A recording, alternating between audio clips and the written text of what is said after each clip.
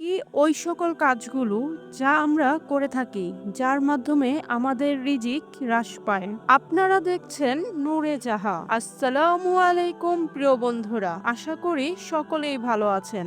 রিজিক আল্লাহর পক্ষ থেকে নির্ধারিত, তবে মানুষের আমল ও আচার আচরণের উপর এর বরকত নির্ভর করে। কিছু সৎ কাজের মাধ্যমে যেমন রিজিক বৃদ্ধি পেতে পারে, ঠিক তেমনি কিছু পাপ ও অন্যায় কাজের ফলে রিজিক ক্ষতিগ্রস্ত হতে পারে। পবিত্র কুরআনে আল্লাহ ইরশাদ করেছেন, তুমি বলো, নিশ্চয়ই আমার রব যাকে ইচ্ছা তার রিজিক সম্প্রসারিত করেন এবং যাকে ইচ্ছা তার রিজিক সংকুচিত করেন, কিন্তু অধিকাংশ মানুষ তা জানে না। সূরা সাবা আয়াত নাম্বার ৩৬। পবিত্র কোরআন ও রাসূলুল্লাহ সাল্লাল্লাহু আলাইহি ওয়াসাল্লামের হাদিস থেকে আমরা রিজিক হ্রাসের কারণগুলো জানতে পারি। প্রথমত, গুনাহ বা পাপ কাজের মাধ্যমে মানুষের রিজিকের বরকত উঠে যায়। রাসূলুল্লাহ সাল্লাল্লাহু আলাইহি ওয়াসাল্লাম বলেছেন, সৎকর্ম মানুষের আয়ুষ্কাল বৃদ্ধি করে এবং দোয়া তাকদীর পরিবর্তন করতে পারে, আর মানুষ তার পাপ কাজের কারণে প্রাপ্য রিজিক থেকে বঞ্চিত হয়। পরবর্তী হলো,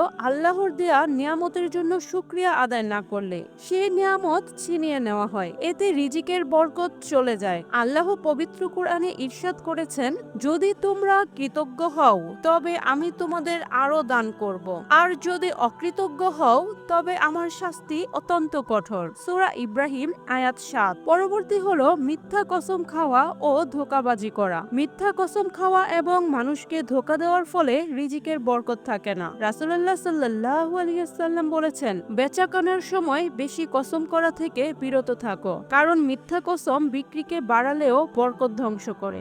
মুসলিম শরীফ হাদিস নাম্বার 1607। তিনি আরো বলেছেন, ক্রেতা বিক্রেতা সত্য বললে এবং পণ্যের প্রকৃত অবস্থা প্রকাশ করলে তাদের বাণিজ্যে বরকত হবে, আর যদি মিথ্যা বলেন এবং দোষ গোপন করেন তবে বরকত হ্রাস হয়ে যাবে।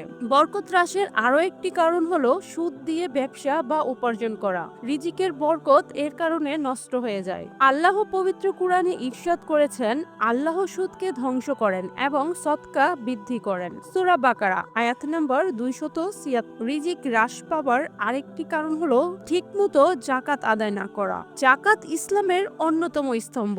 এটি আদায় না করলে রিজিকের বরকত কমে যায়। রাসূলুল্লাহ সাল্লাল্লাহু আলাইহি ওয়াসাল্লাম বলেছেন, যখন কোনো জাতি যাকাত দেয়া বন্ধ করে দেয় তখন আসমান থেকে বৃষ্টি বর্ষণ বন্ধ হয়ে যায়। পৃথিবীতে কোনো চতুষ্পদ জন্তু না থাকলে বৃষ্টি একেবারেই বন্ধ হয়ে যেত। ইবনে মাজাহ হাদিস নাম্বার 4019। এবং আরো একটি অন্যতম কারণ হলো হারাম উপার্জন।